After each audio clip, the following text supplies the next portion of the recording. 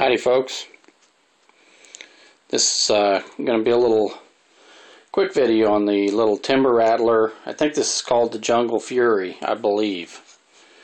Not even sure how long this blade is, but I'd say it's about 9 inches, 9.5 maybe. It's a pretty good size, but I bought 3 of these big timber rattlers and they're just honking big knives, but the problem with them is they're awful heavy. I mean, they're really like a short sword, but you better practice with them a little if you want to ever use one, because they're awful heavy. Like I say, I've been looking at the cold steel notches and the cold steel Laredo, and they come in San Mai and SK5, but you're looking at quite a bit of money to get into either one of those knives, over $100 at the very least. This knife was $10, and this has a big piece of the steel milled out here. And I know you're going to laugh. You're going to say, man, that is a cheap ass knife. You know what? This sucker is pretty light in hand for as big as it is. Boy, it's a big knife. And you lock in on this handle, and man, you can really whip this thing around pretty good. It's much lighter than the other timber rattlers. And like I said, I think this was the cheapest one of the bunch. It's also the smallest blade, but it's still almost 10 inches. It's a big blade, let's put it that way. But it's also got this big, huge guard for fighting on it. Look at the size of that freaking guard on there for parrying. It's a huge guard. So actually, you know, like I say, if you can't afford to lay out $150 for one of the lower quality Laredos or notches, $10, this is well worth it. This sheath is kind of a piece of junk, but I mean, it will hold the knife.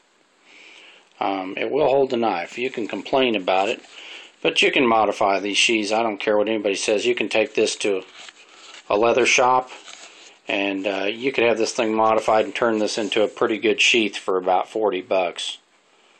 You could really make this into a really nice sheath. And this knife is not bad. It's heavy, and it's also very sharp. For telling you, it's pretty dang sharp. That's all I can tell you, is it's sharp. It says surgical steel on it, and I don't think the steel's bad for the price. I really don't. So out of all the big timber rattlers, this would be, I think this is the cheapest one, and this would be my recommendation. Feels really good in your hand. This handle fits real good. You can really swing it around with, even with the weight, because of this hook. It hooks in real good on your fingers, and it's not going anywhere. It's got a big, huge guard. Like I said, a big, oversized guard, especially on this lower side, which is nice to have.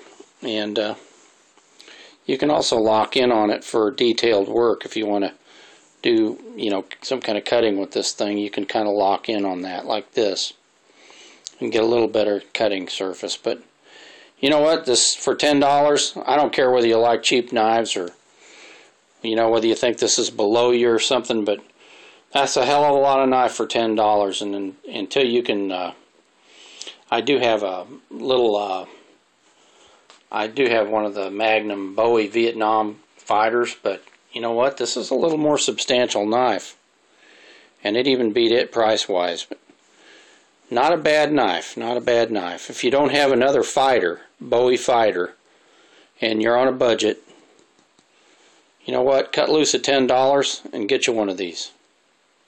I think you'll be happy with it. The other ones, they're just, like I say, they're awful heavy. If you can get used to lugging I mean, they're hard to move around fast because they're so heavy, but this one's quite a bit lighter because they've milled a big chunk of the steel out, and this blade's actually smaller than the others. So anyhow, not going to spend a lot of time on this. You know what I mean? $10. Go for it.